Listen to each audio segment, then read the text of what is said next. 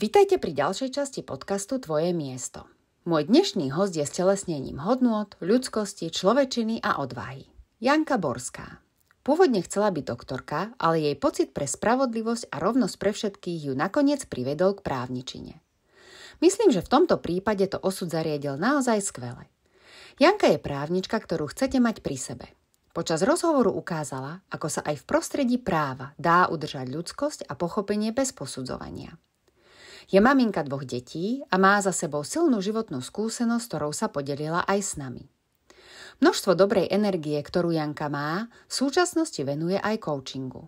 Ďakujem za tento krásny rozhovor. Prajem príjemné počúvanie. Ahoj Janulík. Ahoj Jani. Ahoj. My sme 2 Jany, toto sa mi strašne páči, lebo asi som tuším nemala ešte hostku Janu, alebo teda Janku, tak to je super. Ináč to je pekné meno. Ja som celé detstvo bola v tom, že je to strašné meno, ale pekné, nie? Presne to som chcela povedať, že celé detstvo som sa hádala s našimi, že prečo nie som Janka, ja nechcem byť Jana. A prečo mi dali také meno, že Lenka, a také majú všetci také pekné zdrobneniny a ja som Jana. Ale teraz som veľmi rada. A Jan nie je nikdy dosť. To je sveta pravda. Počkaj, ja nepoznám zlú Janu. Ani ja. Skromnosti, priatelia, ale no, myslím si, že tento podcast je už začína dobre, takže však nič iné nečakám ako kvalitu. Janulík, ale ty si právnička. Áno. Prosím ťa, prečo si sa stala právničkou? Čo ťa k tomu viedlo? Čo ma k tomu viedlo? Ja som veľmi, veľmi chcela byť doktorkou a zároveň som chcela, aby bolo všade veľa spravodlivosti, aby bolo všetko férové, aby sa s každým zaobchádzalo rovnako už od malička. A tak sa mi to nejak preklopilo, keď som porozumela, že asi by som nezvládala, kebyže niekoho nevyliečím. Tak som prešla do oblasti práva, ktorá bola tiež môjim srdcovým nejakým zameraním, ale áno, najprv to bola medicína. A potom, a prečo? Presne pre ten pocit, že aby bolo všetko férové. Aby sa s ľuďmi, ja som mala veľmi silné zážitky z nemocníc, kvôli tomu, že som tam bola dosť často s členmi mojej rodiny, že to správanie nebolo úplne fér, aspoň mne sa to vtedy nezdalo v tom veku a tak som si povedala, že ja budem bojovať za tú spravodlivosť ešte v tých 18. A lákalo ma to, páčilo sa mi aj ako fungujú súdy vtedy, takto zvonka, tak som si vybrala túto školu. Super, a neľutuješ teda. Zostalo ti to aj po tých rokoch, ten pocit spravodlivosti a priniesť to. Áno, slovo ľutujem, neľutujem by som nepoužila. Som rada, že som si to vybrala a nachádzam v tom stále iný a hlbší zmysel a rozmer. Takže neľutujem a myslím si, že to bola dobrá voľba. No, ja ťa úplne vidím na tom súde, lebo ty síce akože pôsobíš veľmi tak nežne, jemne a tú spravodlivosť v sebe máš, ale viem si úplne predstaviť, že keď sa do niečoho zatneš, tak tam akože cesto vlak nejde, alebo jak sa to povie, že tam už je to... No ja by som nechcela byť na opačnej strane s tebou na tom súde. Akože, tak ti poviem, že to by som normálne zistila, že kto je na druhej strane, poviem, dobre, dávam odchod, dovidenia. Áno. Ďakujem, neviem, či to mám brať ako kompliment, alebo... Čisto kompliment. Toto neviem potvrdiť, ale viem, že napríklad, keď reklamujem nejaké veci a viem, že som v práve, tak moja rodina hovorí, my ťa tu necháme a potom príď von. A mám takých viacero zážitkov, ktoré som hlavne ako pro bono riešila počas svojho života ako právnik a mám z nich takú radosť, také naplnenie. A myslím si, že aj ako právnik som láskavá, počúvam druhú stranu, argumenty a ja to robím rada a verím, že aj teda tým, čo to robia so mnou, sa robí dobre. Takže... Nemám zimomriavky po celom tele, úžasne sa to počúva. Kto náhodou nevie, čo je pro bono, tak to znamená, že sú to služby zdarma. Takže, lebo je to slovo, ktoré nie každý môže poznať. Janulík, ty teda už si pár rôčkov, stále si mladá, krásna, to je jasné, ale že stále už to nie je 18. Vnímaš nejak inak ten svet, jak si išla do toho vtedy a teraz? Že vnímaš tam nejaký rozdiel? Hlavne u seba, že možno aj nie je ten svet. Dobre si to spresnila, to som presne šla aj povedať, že ako vnímam svet a ako vnímam hlavne seba. Ja si myslím, že to, ako vnímam seba a ten svet cez seba je teraz úplne iné. Mm. Keď som si tak spomínala na tie moje začiatky ako právnika, ja som bola vyslovene človek, ktorý po škole chcel čo najviac a ešte počas školy sa čo najviac naučiť, čo najviac zažiť, pracovať v jednom kúse. Ja som nechcela víkendy, ja som nechcela voľna. A bolo to také vyslovene také úprimné otvorenie sa, naberaniu čo najviac skúseností a bola som aj na správnych miestach s dobrými učiteľmi, si myslím. Ale pre mňa bol naozaj život právo. Proste ja som pracovala, sem tam spala a zase pracovala. Raz za čas som mala víkend a už aj také výčitky, že čo strácam, čo nestíham a čo som mala dorobiť a dosť veľa času som tomu venovala a rozmýšľala som, že keď sa ma niekto opýta, že aké sú moje hobbies, ja som nemala takmer žiadne hobbies, ja som mala proste právo. Mhm. A niekedy som bola taká z toho, že je toho veľa, že už by som to nechcela, ale zase keď sa niečo veľké dokončilo, tak úplne už v tej chvíli som mala chuť na niečo ďalšie nové. Ale môj život sa teda točil naozaj okolo tej práce veľmi, veľmi. A teraz je to úplne iné nazeranie. Tiež veľa pracujem, ale aj seba vnímam inak, aj cez seba ten svet a to, ako pracujem, vnímam inak. Tak ja by som povedala, že áno, bola som to ja, tá istá, ale vnímam to dosť odlišne od toho začiatku momentálne, hej. Ty si mala aj jednu takú životnú skúsenosť, náročnú životnú skúsenosť. Môžeš sa s nami o to podeliť, čo to vlastne bolo? Lebo je to taká skúsenosť, ktorá predpokladám, že zmení pohľad na ten život a zmení celkovo to vnímanie, takže prosím, podel sa s nami o to. Jasné, do nejakej miery sa s vami rada podelím. Ja môžem povedať, že to bol život pred a po, že predtým to bolo niečo a potom to bolo akoby niečo iné.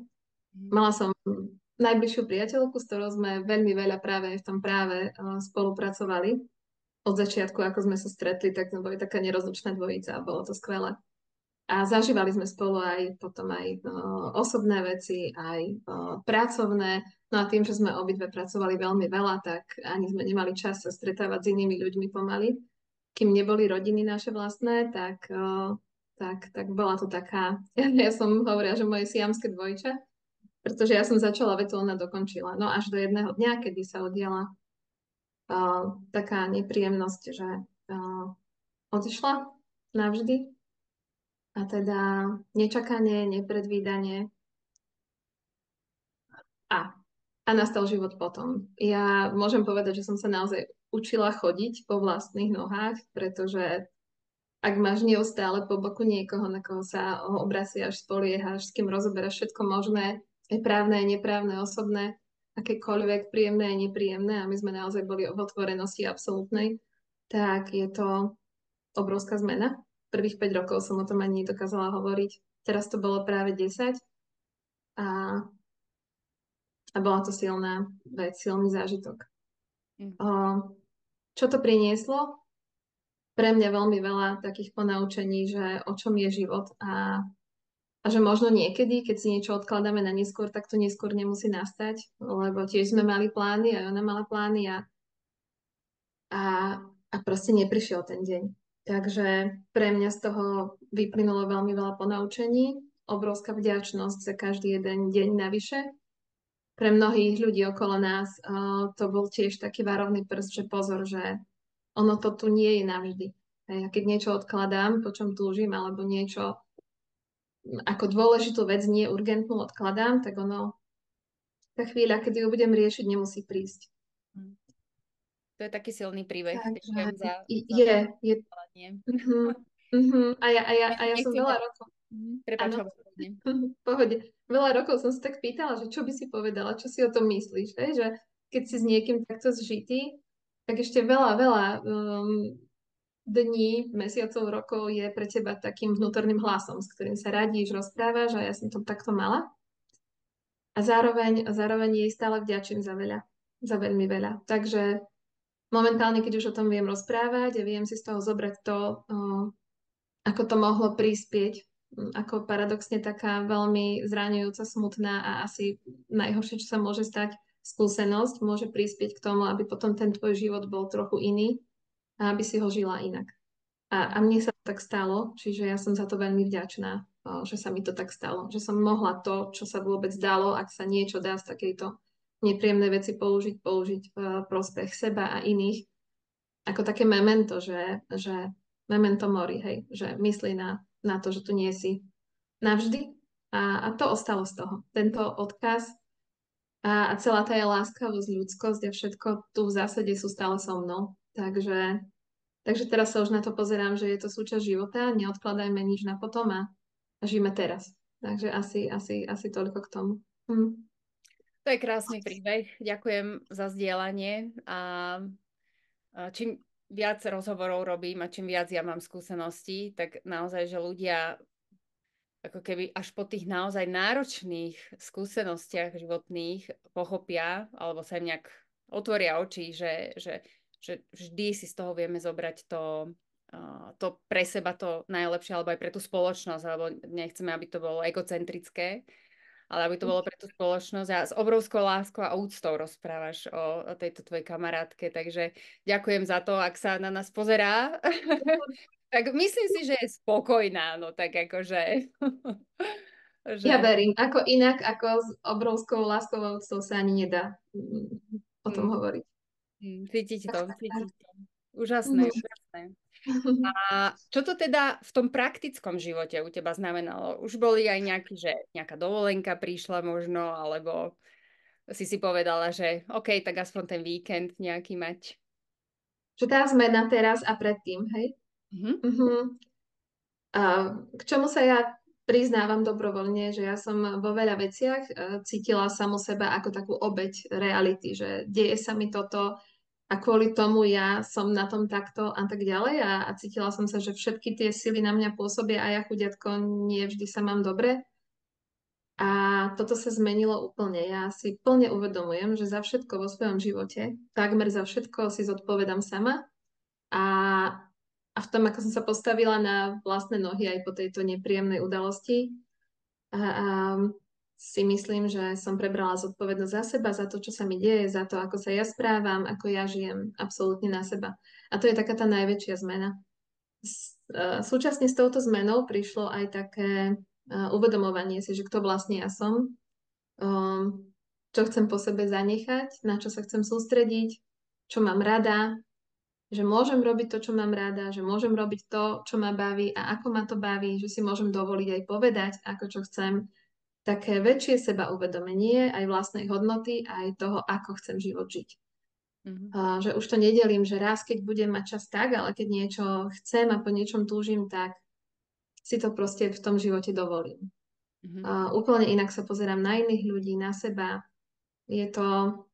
Ja hovorím, že tak dospievam v tom živote a nenechávam veci na potom. Snažím sa žiť tak vedomo a jasné, že sú chvíle, kedy je strašne veľa práce a vtedy si hovorím, OK, tak teraz idem toto odmakať, ale potom urobím to a zase si za to niečo darujem, za tú prácu, že teraz si darujem čas pre seba, nejaký oddych, čas pre blízkych. Žijem tak inak, tak oveľa viac vedomo, nie tak nárazovo zmietaná požiadavkami a nárokmi ostatných, ale tak sama sebou, svojimi rozhodnutiami, svojimi princípmi, zásadami.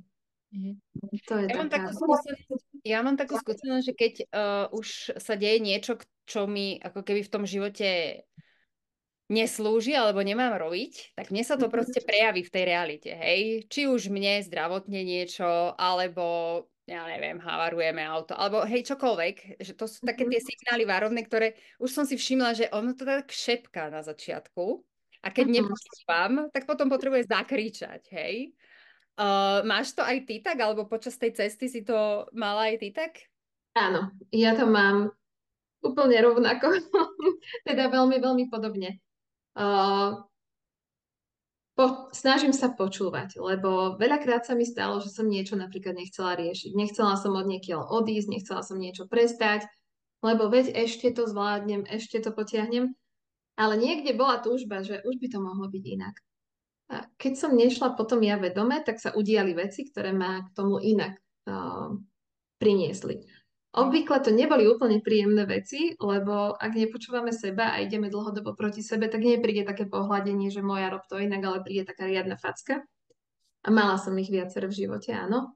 A práve tie ma priniesli k tomu, k tej intuícii, že počúvam seba, do čoho idem, do čoho neidem, ako sa, kde cítim. Jasné, že toto nie je úplne ideálny svet, kde si ja viem teraz vyberať všetko, ale snažím sa minimálne zamerať sa na to, že čo sa nedá zmeniť, tak buď to príjmem, alebo si to zo života pustím. A zároveň, čo sa zmeniť dá, tak to, ak chcem, tak mením. Čiže asi takýto prístup k tomu. To je krásny prístup. Vedela by si zozdieľať možno nejaké tvoje praktické fungovanie v tom, že kedy vieš, že je to tá intuícia a kedy, že to nie je tá intuícia, aby sme našim, tí, ktorí nás počúvajú, lebo veľa sa hovorí teraz o intuícii, hej? A sú takí, že no dobré, a ako to mám akože vedieť, hej? Každý to má inak. To je pravda, že to má každý inak, ale možno niekto to má podobne ako ty. Tak prosím, zdieľaj, ako to máš ty a možno sa v tom niekto nájde, že čo je tá intuícia pre teba. Pokúsim sa, môj pohľad. Jedno, čo pre mňa platí, že ak som v tom obrovskom ruchu, v tom uponáhľanom svete, otvorená všetkým podnetom, makám, nespím, pomaly niekedy nestíham jesť, tak vtedy sa tej intuícii otvoriť neviem. Čiže mne sa to začalo dariť, až keď som išla do takého svojho vlastného stíšenia. Našla som si ten čas pre seba, kde som naozaj že vypla všetky podnety a bola sama so sebou. To už je v zásade buď to bolo cvičenie alebo meditácia, ktorú som postupne viac a viac začleňovala a po 10 rokoch sa mi darí to robiť denne, aspoň chvíľu, niekedy dlhšie podľa toho, ako to cítim. A v zásade v tom stave takého prepojenia s tým, kým vlastne ja som, tak vtedy je tá intuícia hlasná. Pre mňa to vtedy prehovára úplne v takom pokoji a kľude. Nie je to niečo nutkavé, nie je to niečo zaťažujúce, je to niečo príjemné, tichšie. To je tá intuícia pre mňa. Lebo samozrejme, že máme rôzne strachy, ktoré prichádzajú a niekedy to treba rozlišovať. Lebo ten strach môže byť tak silný z hocičoho, z toho, že zlyháme, z toho, že niečo nestihneme, nedokončíme, neurobíme, nebudeme nejaký. Ako práve dnes ráno som použila jednu takú vetu, ktorá sa mi veľmi páči. Ja som veľa rokov túžila byť 100%, dokonalá. Keď som niečo robila, tak som nasáňala všetky možné materiály, aby to bolo čo najlepšie. A raz som prečítala takú vetu, ktorá ma potom ovplyvnila, že dokonalosť je barlička, s ktorou kráčame životom. Alebo barla. A uvedomila som si, že toto nie je niečo, za čím sa ja chcem hnať. A v zásade, aj keď som odstranila tú túžbu, urobiť všetko, čo sa dá pre niečo, čo ani nebolo v zásade potrebné, a stíšila som sa, začala som robiť veci vedomo, až vtedy som schopná počuť ten taký vnútorný hlas, lebo to je aj o tom, že dovolím si to počuť, hej. Pretože väčšinový trend, podľa môjho názoru, zase je utekať od seba. My sa postaráme o všetkých dookola, o všetko, čo sa deje, my sme aktívni, budeme tu, hlásime sa, robíme všetko preto, len aby sme sa náhodou nemuseli spojiť so sebou. A zapneme si telku, zapneme si rádio. Nehovorím, že to je zlé, vôbec nie. Ale práve, kým som aj ja takto žila, že všetkých okolo uspokojiť, všetko stihnúť a potom niekde ja, tak nebolo možné počuť to, čo naozaj chcem a ako to chcem robiť. Ale tým, že som to začlenila, ako napríklad, že umývaš si zuby 2-krát denne, keď to neurobíš, tak jasne po 2, 3, 4 dňoch po týždni tam nie je vidieť ten efekt, ale keď by si zuby neumývala pol roka, tak by ten život bol iný. A by sa to začalo nejako prejavovať. Takže postupne som tak konzistentne začala vnášať to také ticho, stíšenie, spojenie so sebou, kde som naozaj bola schopná sa tak vnútorne pozrieť na seba a opýtať sa, že som na toto, čo som urobila hrdá, som s tým OK, som spokojná, ako to robím, chcem takto žiť aj ďalej, chcem niečo zmeniť. Také rozhovory so sebou. A tam tá intuícia prehovára hlasne. Takže za mňa sa to dá odlišiť takto. Keď som v tom švungu, robím všetko rýchlo, príde taký strach, taký strach, taká obava. Toto nie je intuícia. Tu ja počujem, keď som v takom zvedomení, aj keď len na chvíľu, že si sadnem, zavriem si oči, že som tu v tomto tele, som prítomná ako sa v tom cítim. Je to OK, ako do toho idem, hej? Tak to je návod pre mňa, možno poslúži niekomu. Ja mám podobnú skúsenosť, že takto to mám a vypadlo mi, čo som chcela povedať. Nič, že mám to veľmi podobne. Ja aj, že ľudia majú častokrát, že sme netrpezliví ako ľudia. Hej? Že myslíme si, že teraz budem toto robiť každý deň 2 týždne a zmení sa život. Ono sa to, keď je človek na začiatku, potrebuje sa to len naučiť a vlastne stať sa z toho taký ten habit, jak sa to volá, zvyk. A ono sa to potom nejak prekóduje v tej našej hlave a v tom našom tele a v tom všetkom spirite. A ono to potom ide ľahšie. A na konci dňa, že ono, keď človek je v tom, že rýchlo, aby všetko stihol, na konci dňa zistí, že až tak veľa toho nestihol. Ale keď sa zastaví a nájde si tých 10 minút, pol hodinku, tak na konci dňa potom, že wow, že ako veľa som toho stihol a ešte som aj spokojný, hej, lebo že je cez tú intuíciu. No. Hej. Teraz si otvorila ešte moju jednu obľúbenú tému, poviem k tomu len jednu vetu, že ak nestíhaš, spomaľ. Je to taký paradox, ale tak toto platí, presne ako hovoríš, že áno, nestíhame, tak spomalme, napojme sa a čo si hovorila, že čakáme instantné riešenie, áno, my niekto 40 rokov robíme niečo nejako, budujeme si tie návyky prepojenia v mozgu, všade, vo zvykoch, v reakciách a potom by sme zrazu chceli za 2 týždne, aby to bolo super, hej, že bez. Niekedy to ide aj za 2 týždne. Ak si to silno zvedomíme a tá vôľa zmeniť to je silná, tak dá sa to aj za kratšie, ale väčšinou je tá konzistentnosť veľmi dôležitá. Áno. A prinášanie tých Ja mám také heslo, že ste najlepším projektom, na ktorom kedy môžete robiť, že tak si nechajte čas a vytvorte zázrak. To je krásne. Súhlasím. Áno. Lebo my sme zázrak, ja teda v to verím. Áno. Okrem toho, že som mala nepríjemné a bolestivé skúsenosti, mala som aj zázračné, čiže áno. Určite nám to ten život kompenzuje potom niekde. Takže sme zázrační všetci. Už len to, že stretnúť vlastne takého človeka, jak bola tá tvoja priateľka, ktorá teda odišla, je zázrak, lebo je to vzácny človek a niekto sa za celý život nestretne s takým vzácnym človekom a vy ste to mali také zintenzívnené. A vlastne ono to pokračovalo ďalej. Ja teda v to verím a tatino teda odišiel, keď som mala 21 a tiež proste nikto mi nevyhovorí, že tu so mnou nie je, kde tu. A keď zomrel, tak bol veľmi intenzívne, veľmi dlho. Sú to s nami určite. A keď tu bolesť do straty nahradí tá vďačnosť za to, čo mohlo byť, tak je to tá lepšia cesta. Lepší pohľad na to. Presne tak. Janulka, ty si aj maminka. Nechcem ísť nejak akože úplne do detailov, ale chcem ťa poprosiť. Hrdá maminka. Pozrieme, však to iné není ani, preboha. Ale že chcem ťa poprosiť, že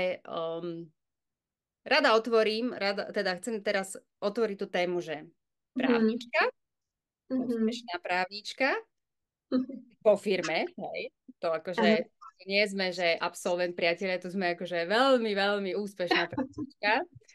A zároveň maminka. Dá sa toto sklbiť, aby ťa nepiclo?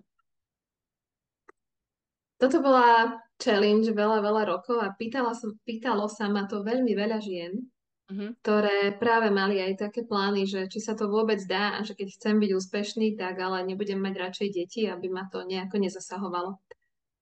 A to nie je vôbec zlé, len nie z toho strachu, že sa to nedá. Ja z vlastného života a skúsenosti, že čím viac toho mám, tým viac zvládam. A čo mne extrémne pomohlo, ja som sa stále snažila eliminovať alebo aspoň redukovať veci, ktoré neboli nevyhnutne potrebné, aby som robila ja. Hej, čiže aj keď bola kedy dávno predstava, že niekto mi príde upratať, bola pre mňa, že ja nikoho nepustím domov, tak keď som si uvedomila, že to sú 3 hodiny navyše s deťmi, tak som si takto pomohla.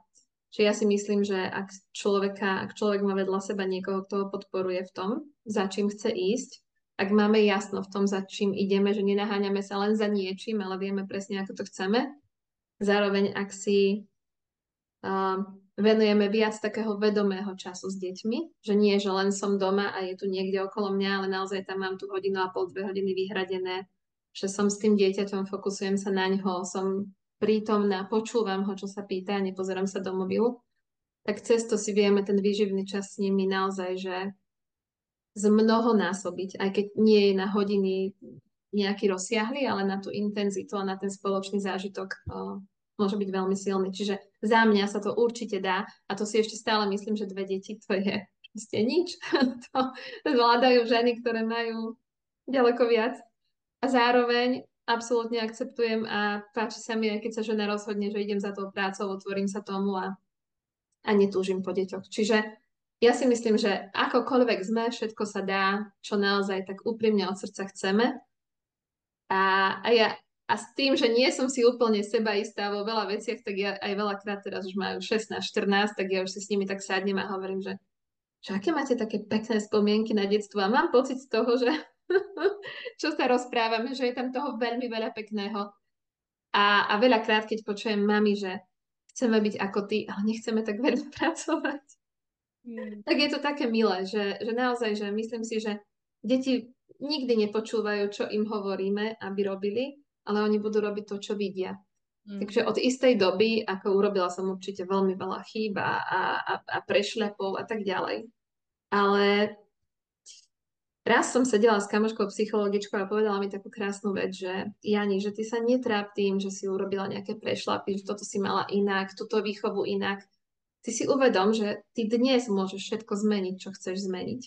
A to dieťa bude mať zážitok, že aj keď sa niečo deje takto, tak aj v takom veku sa dá rozhodnúť a robiť to inak. A týmto zážitkom mu dáš oveľa viac, než by si mu dala tým, že teraz budeš ľutovať, že si nebola v niečom super. Hej? Takže za mňa určite sa to dá sklbiť. A nie je to jednoduché. Chce to nasadenie, chce to organizáciu časovú, chce to vedomý život a naozaj to, že proste čo ja naozaj chcem, hej, a na čom trvám, aby tam stále bolo každý deň a čo je pre mňa must a čo viem meniť. Chce to flexibilitu obrovskú, lebo naozaj, ak som mala prípad, že som mala nejaké pojednávanie a 2 decká, mala som pre istotu 3 ľudí zabezpečených, aby som na to pojednávanie mohla ísť. A samozrejme, že všetci 3 vypadli a deti chore, ale stále sa to nejako dalo. Čiže veľkú flexibilitu, otvorenosť, nevyčítať si, brať to trošku s nadhľadom, s humorom. Aj tie decká, keď je mama v pohode, aj tie decká sú vo veľa väčšej pohode. Takže hej, odpoveď je dá.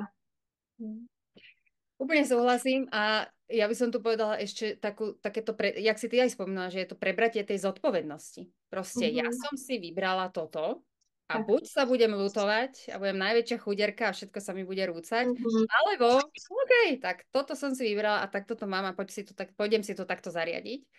A na konci dňa, že vždy sa to nejak vyskladá. Vždy.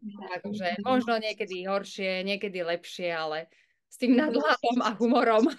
Jasné, ale úprimne priznávam, boli aj kriky, plač, slzy, všetko možné. Toto sprevádzali rôznorodé emócie, ale ono presne, že už čím som sa častejšie alebo vedomejšie do nich dostávala, tak som zotrvávala už kratšie v tom. Hej, ono proste sme len ľudia, máme svoje slabé miesta, ale keď už z nich vieme tak vyskočiť a povedať si, že hop, že OK, na to si už dám pozor, tak je to stále fajn. Takže...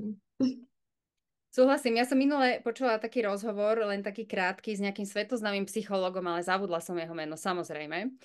A tam bola baba, ktorá sa ho spýtala, že vlastne ako ona môže predísť tomu, aby neposrala výchovu, lebo že akože ona má pocit, že to posere a bojí sa mať deti tým pádom, hej?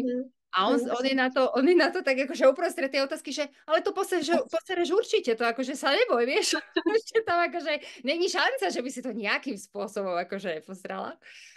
Ale že, a potom vlastne aj sa spýtala, že no dobre, ale že keď vlastne, že keď tvoji rodičia, že by spravili to, čo ty si teraz urobila, že by sa ma spýtali x rokov dozadu, toto čo ty, že čo by to pre teba znamenalo?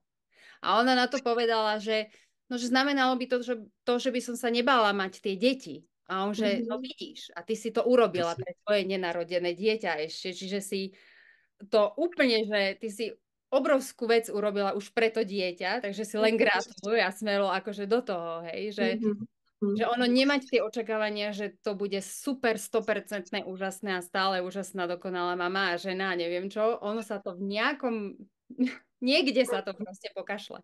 Ale ako keby vôbec si to zvedomiť a povedať, že OK, tak shit happened, ale tak čo už, hej. A ideme z tej zodpovednosti svojej, znova z tej svojej zodpovednosti ísť, OK, toto sa posralo, ale vážený, nebudeme plakať nad rozliatým mliekom. Presne tak. Veľa shit sa happened aj mne, jasné, samozrejme. Ale proste čím idem ďalej, tak vôbec nemám problém si sadnúť s deťmi a povedať im, že naozaj ma to mrzí, čo som povedala, urobila, ako som sa správala. Hej. A zároveň sa to učia aj oni. Aj oni prídu, mami, mrzí ma to. Veď máme pubertu, máme rôzne tieto obdobia a ja si stále tak akože beriem dušek k sebe, keď napríklad mi niečo vadí na dieťati a vidím aj veľa aj známych, aj blízkych a to dieťa je v totálnom rauši, plače a ten otec, mama, ukľudni sa, okamžite sa ukľudni, hej, že ja chcem vidieť, ktorý majster joginský by naozaj dokázal, že musel by mať už neviem akú úroveň zenovú, aby si povedal ukľudni sa, on sa v sekunde ukľudnil. Čiže ja som si uvedomila, že veľakrát som aj ja chcela od tých detí, aby zvládali veci, ktoré ani ja dospelá nie som schopná, hej, že rodič kríči na dieťa, nie kríč už toľko, hej, že proste totálny paradox, že ja robím niečo, čo chcem, aby robilo ono inak. A tam je práve cesta k tomu, že keď sa postaráme o seba a naplníme svoje potreby a budeme mať tie minimálne základné potreby, uspokojené potrebu spánku, jedla a tak ďalej, tak k tým deťom budeme iní. Hej? Čiže aj k tým deťom je cesta iba cez seba. Si myslím ja. Cez zvládnutie seba môžeme zvládať dieťa. Takže... Ja úplne súhlasím. A presne, ak si povedala, že musíme mať základné potreby naplnené, u mňa to sedí do bodky. Pokiaľ nie sú základné potreby. Aj u mňa. Prvé to dieťa si to odskáče, ono len tak ukáže, čo ti zase je, vieš? Áno, tá sebareflexia je potom dôležitá, lebo to dieťa vníma. No proste všetci sme len ľudia, nie sme stroje a umelá inteligencia, takže nemáme naprogramované dokonalé správanie. Ale veď aj to je odľahčujúce pre decka. Vieš, ani oni nemusia byť stále dokonalí a stále proste, ale nevyčítajme im to potom. Jednoducho buďme takí prijímajúci, ako sme k sebe a respektíve k ním, ako sme k sebe a buďme naozaj k sebe prijímajúci. Aj to je taká moja výzva, lebo veľakrát sa smejeme s kamošmi, že na všetko potrebuješ licencie, oprávnenia, neviem čo, len na deti nič. A pritom to je to najviac, čo môžeme odovzdať ďalej. A hlavne už keď tak o tom hovorím, tak ešte možno jedna taká za mňa veľmi dôležitá. Ja som sa učila, že neprojektujme seba do nich a nesnažme sa cez nich plniť svoje sny. Aj to mi odľahlo, keď som toto prestala robiť doskoro. Takže je veľa prostriedkov a dnes sa už každý venuje niečomu, niekto rešpektujúcej výchove, niekto líný rodič, niekto toto, tak z každého sa tak trošku zobrať a brať to v takej pohode, z ľahkosti, nenahádzať na seba bremeno toho, že to musíme robiť najlepšie, ako sa dá. Stále to robíme najlepšie, ako to vieme. Takže a je to zážitok ich mať a byť s nimi a tráviť čas a počúvať ich názory. Je to skvelé. A my ako ženy kľudne si kúpme aj tú kabelečku ako odmenu. Presne, to hovoríš. To je moja slabosť. Áno. Hej, Ježiš, ja už mám vidinu, akože, bože môj, no.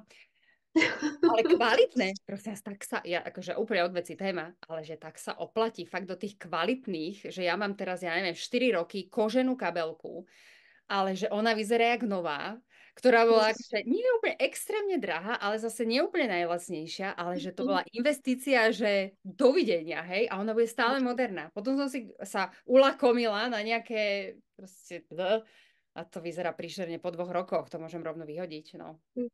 Aj to už je dobre 2 roky. A to už je presne tak, to už je úspech.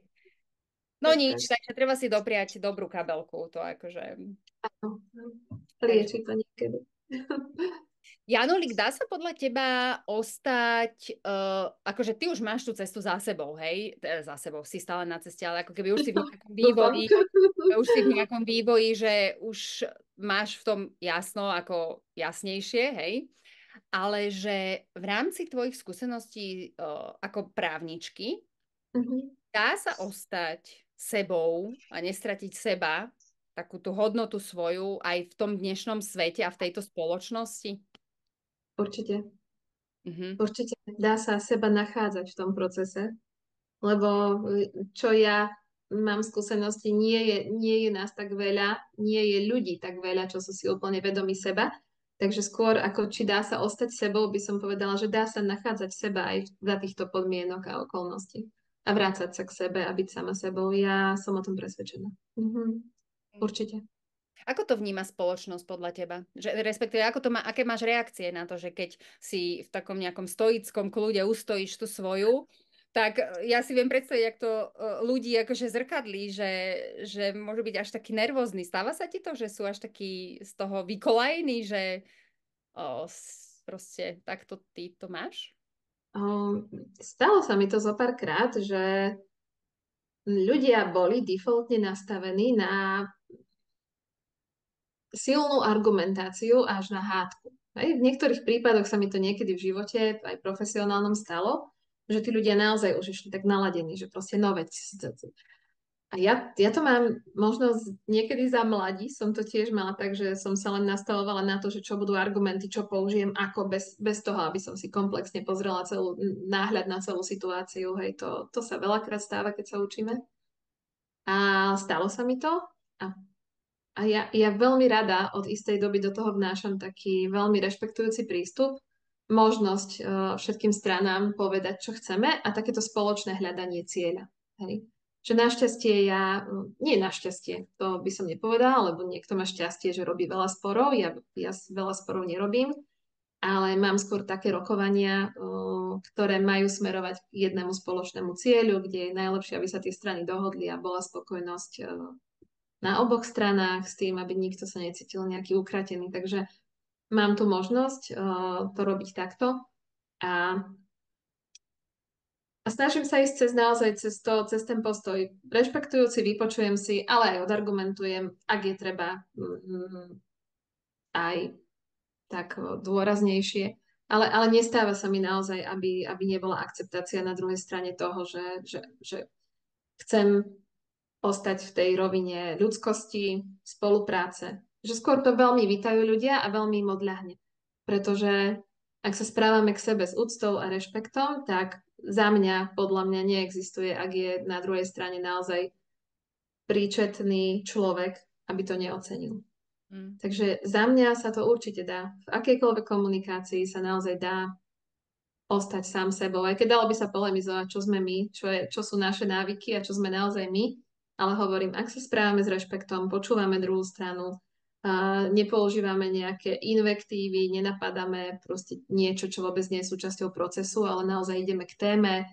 Ak je tam naozaj dostatočná znalosť, pripravenosť problematiky, tak za mňa sa dá všetko robiť absolútne na tej najlepšej úrovni. Tiež by bolo čo najviac ľudí, ako máš ty, ako si ty. Hlavne právnikov. Ja mám tiež kamošku, ešte jednu právničku, aj tiež stelesnenie dobrá, tak ako ty. Ale tak viem si predstaviť rôzne typy, no. Ale tak každý sme nejaký.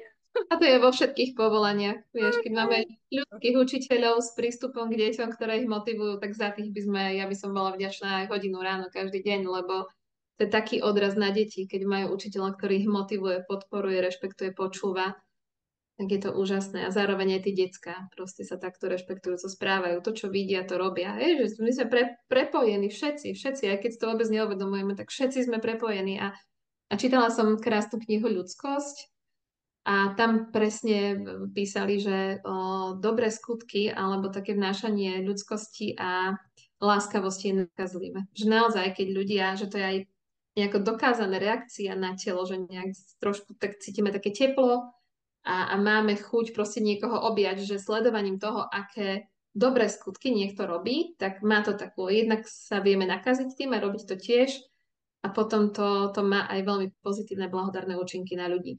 Takže ja som z tej skupiny, ktorá toto vôbec nepovažuje za nejakú naivitu alebo niečo, ale ktorá toto považuje za absolútne must a normál, ktorý by sa mal ďalej šíriť. A v tomto by ma asi nikto nepresvedčil, že sa to tak nedá. Ja si myslím, že sa to práve tak dá. Že sme prirodzene dobrí, boli výskumy od praveku, že v zásade, či je človek prirodzene dobrý alebo zlý. A teda naozaj, ja sa viem prikloniť, ja som o tom veľa čítala, že ľudia sú prirodzene dobrí. A čo Ja sa som deje počas... ďalej, no? No, prepáč, hovor kľudne. Že čo sa s nimi potom stane, tak to už je otázka, no, že... Ale stále je šanca spoznávať seba a Je. vlastne v tej dobrote svojej. Takže to je Tak. podľa mňa inak ten náš cieľ, nájsť tú svoju dobrotu. A som nahrala taký podcast nedávno s jedným úžasným človekom, Dušan Šebo, a on práve som sa ho spýtala, že čo je potenciál človeka podľa neho. A on povedal, že potenciál človeka je byť šťastný. Ó, to je krásne. A to mi úplne zapadlo do toho, čo hovoríš ty, hej, že my sme od podstaty dobrí a vlastne my keď sklbíme to, že budeme nachádzať a objavujú tú svoju dobrotu a žiť ju, nie len, že ju nájdem a potom akože OK, ale žiť to s tým, že vlastne sme pri tom šťastní, tak to je to, čo sme sem prišli robiť. Tak, presne, presne. A čo sa mi ešte v tejto súvislosti páči a čo mi napadlo, tak nie, že až sa mi podarí toto, budem šťastný, ale že proste som šťastný a v tom konám a darí sa mi. Hej? Presne toto poradie je to rozhodujúce, že sami sa rozhodujeme, čo budeme, ako sa naladíme, čo pre seba urobíme, či ideme do niečoho vedomé alebo nie. Naozaj je to práca. Proste ja hovorím, že nie len veľmi rada cvičím, ale nie je to len o tom, že ideš, cvičíš telo, beháš, zdravo ješ, ale je to aj o tom, čo z tých úst naozaj púšťaš von, aké slova, čo máš v hlave, aké myšlienky, čím si necháš obsadiť tú hlavu, akými myšlienkami, o tom sa rozhoduješ. Zároveň, čo zo seba dávaš iným, hej? A ako trénuješ tú svoju myseľ, dušu, ako sa o to staráš. Že proste nedá sa to vylúčiť. Ak by sme naozaj chceli, aby to bolo také komplexné, tak nemôžeme vylúčiť to, čo považujeme za absolútne samozrejme, že je to práca, no. Život je práca, potenciál je byť šťastný, je to krásne, súhlasím s tým. Dušanom. Áno, Dušanom.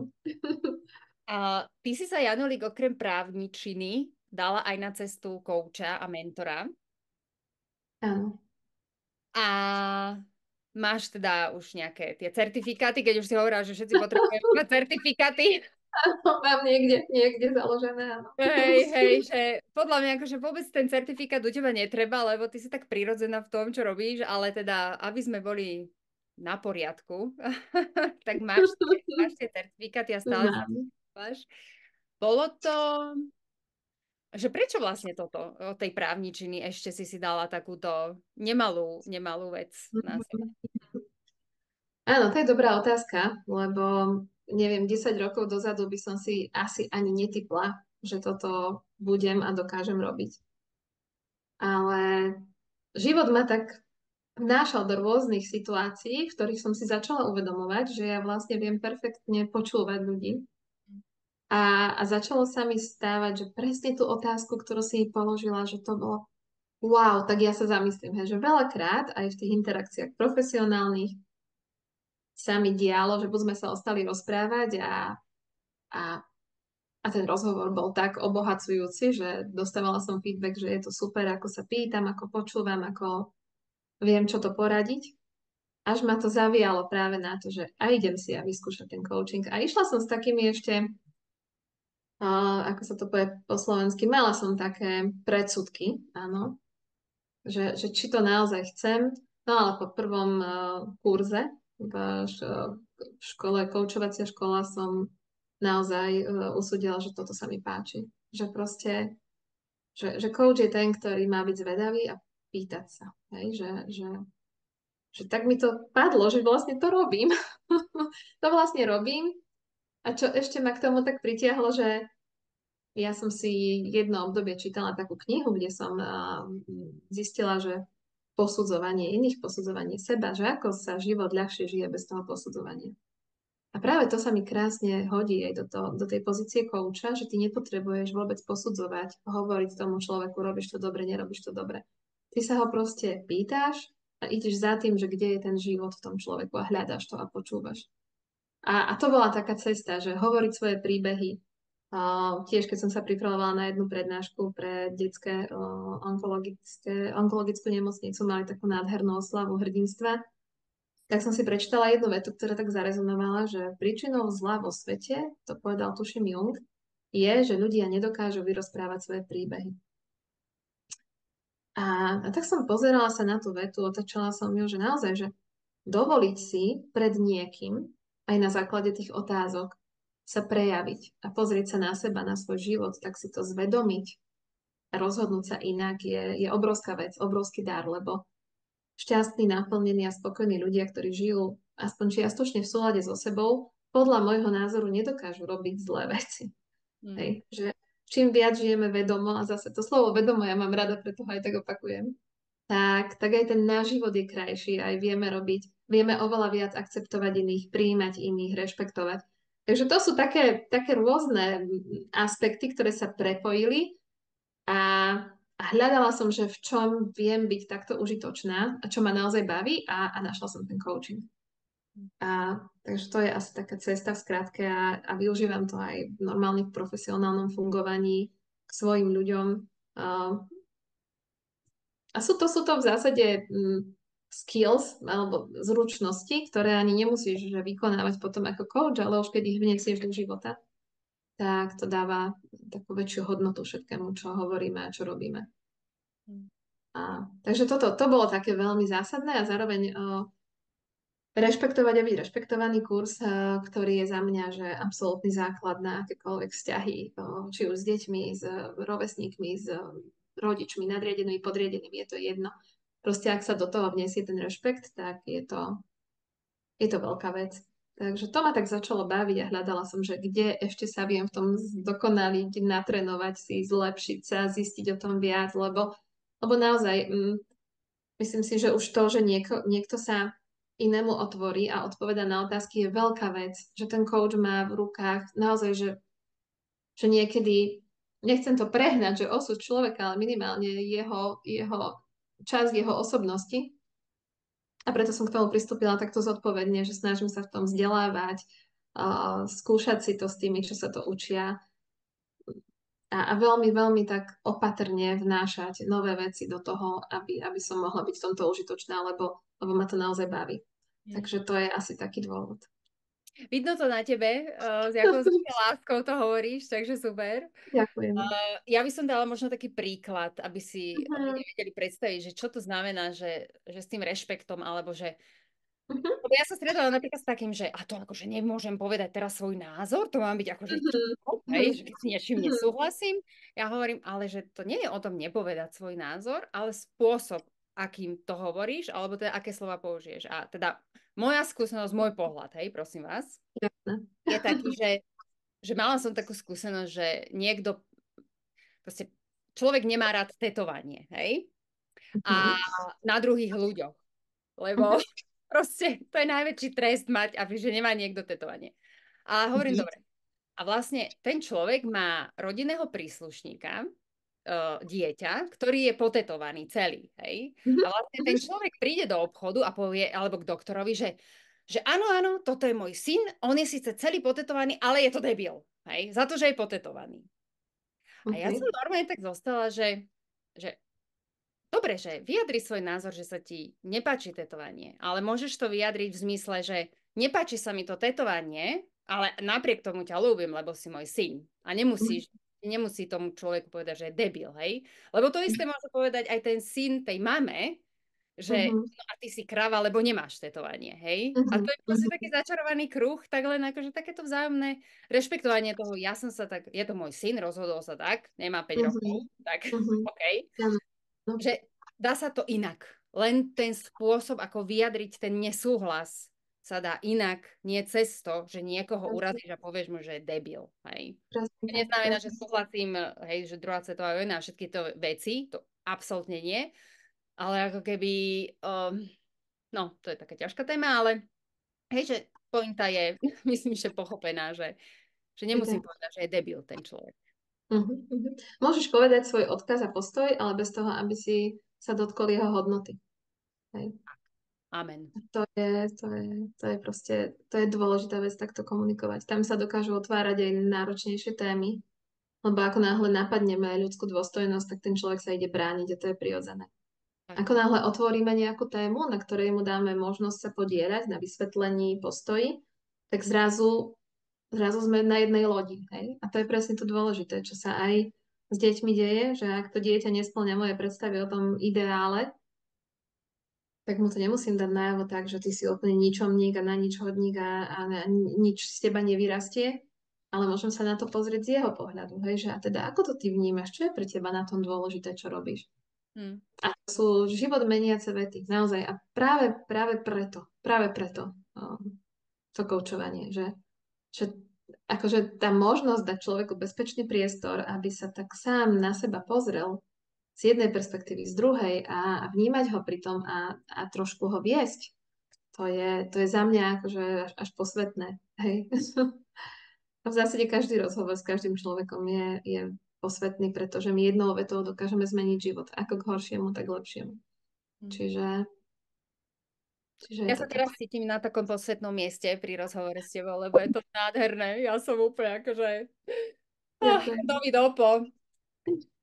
Nič som iné ani neočakávala vlastne, tak ja som není prekvapená, len ma to vždy strašne teší, vieš. Mňa teší, že si ma pozvala, to si veľmi vážim.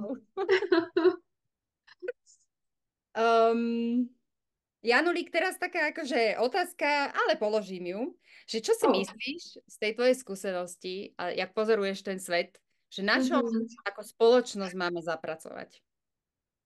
Čo si myslíš? Ako spoločnosť? Určite na tom rešpekte. Určite na rešpekte, na neposudzovaní a neodsudzovaní. Možno na počúvaní, na vyjadrovaní. Veľakrát na tým, než niečo pustím, tak si premyslím, čo to bude. A na ľudskosti. Určite. Láskavosti. A to ako voči navzájom, tak za mňa aj voči sebe samým. Hej. Že ak ja neprijímam seba, ak ja sa neviem na seba pozrieť, pochopiť, počúvať sa, dať sebe čas, tak nemám šancu byť prijímajúci, počúvajúci, rešpektujúci voči iným. Akože taký nerešpekt už voči samému sebe, keď nerešpektujem svoje základné potreby, nerešpektujem proste nejaké zdravé kroky k tomu, aby som sa cítil dobre, nerešpektujem svoj vlastný názor, tak nemám šancu dať takýto priestor iným. Čiže začať od seba určite a vnášať do toho takú úplne inú kultúru vyjadrovania, počúvania. Myslím si, že sme na tom, akože ja si nemyslím, že sme na tom nejako zle, ale sme na tom asi najlepšie historicky za všetky obdobia, aké prišli, ale máme čo robiť, aby sme ešte do toho vniesli tieto kvality. Hej. Ale každý musí začať od seba. To je jednoznačné. Čiže nie, že prstom ukazujem na iných, že čo by mali, ale takto. Akože keď ukazuješ, tak ako to hovoria viacerí už kouči lektori, že keď ukazuješ takto, tak ostatné prsty idú na teba, takže mal by si začať naozaj od seba. A keď ja chcem povedať o iných, čo robia, a ako to robia, tak sa pozriem najprv na seba, čo som ja preto urobila, aby to bolo inak, aby som to ja mal inak. Takže máme na čom pracovať, ale ja stále verím v to šírenie dobra, že jeden dobrý skutok generuje ďalšie dobré skutky. Zároveň, keď ja s rešpektom niekomu poviem, čo sa mi páči na jeho správaní, na jeho konaní a tým ho podporím, tak môžem len spôsobiť, že bude ešte viac robiť toho dobrého. A nie manipulatívne, ale naozaj tak otvorene a úprimne. Čiže buďme ľudskí. Nasledujme naozaj to dobré. Takže... Tú našu podstatu na konci. Presne. Súhlasím. Janulík, mám posledné 2 otázky. Hodinu už rozprávame. Ozaj, to som si... No, vidíš, ide to s tebou krásne plynule. No, nie je tak dobre. Čo pre teba znamená slovo áno?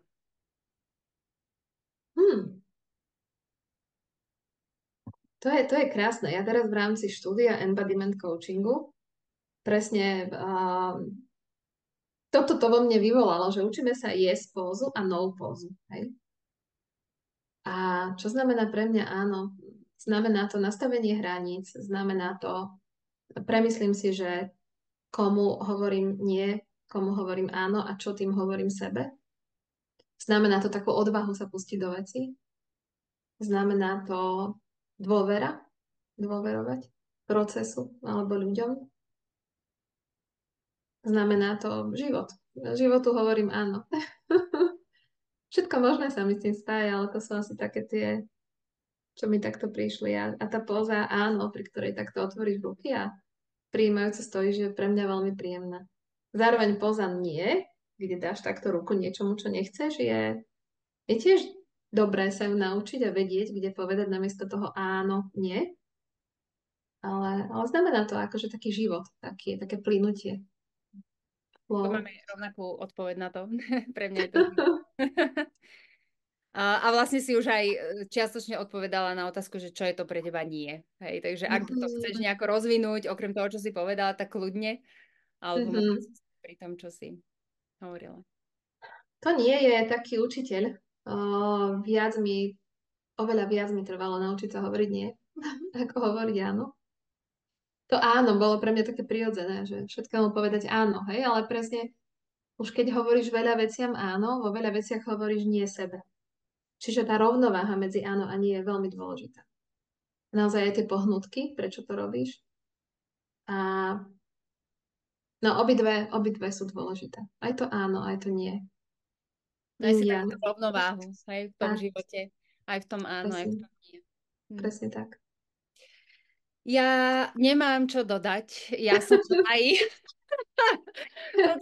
tak super rozhovor, akože ja ťa ľúbim mega najviac, že to už viem dlho, hej, a pritom nie sme nejak veľa v kontakte, ale že keby ste vedeli naše spojenie s Jankou, to nevymyslíš, takže vlastne vymyslíš, ono je to už dané, že jo. Ono je to áno, je to realita, presne tak. Ďakujem ja tebe za priestor, lebo veľmi si to vážim, že si našla čas aj vytvorila priestor pre takúto možnosť. Ďakujem. Ďakujem. Ešte raz prajem vám nádherný deň po tomto nádhernom rozhovore. Nachádzajme seba v tom šťastí a zdieľajme tú ľudskosť, ako povedala Janka. A dve Jany sú viac podobné, než som dúfala vôbec niekde, lebo sme... že veľa vecí so mnou veľa rezonovalo veľmi hlboko a som vďačná za to, že sa máme navzájom. My dve a že môžeme vlastne tej spoločnosti dávať tú našu ľudskosť. Ďakujem, Jani. Ďakujem veľmi pekne. A ako hovorí klasik, správne veci treba robiť správne. Nie len o nich hovoriť, nie len proste poukazovať, ale naozaj tie správne veci robiť správne. Tak. O tom je život. A teda ja všetkým držím palce, aby na tých ich cestách sa každý cítil dobre. Lebo z tej pozície, keď sa cítime dobre, nevieme konať zlo. Je moje presvedčenie. A teda tak. Nádherná bodka na záver. Priatelia, užite si krásny deň, večer, čokoľvek, kde počúvate, kedykoľvek. Majte sa, počujeme sa pri ďalšej časti, ktorá bude určite rovnako dobrá ako táto, ale mňa hreje pri srdci. Ďakujem. Ďakujem, Jani. Majte sa. Ďakujem.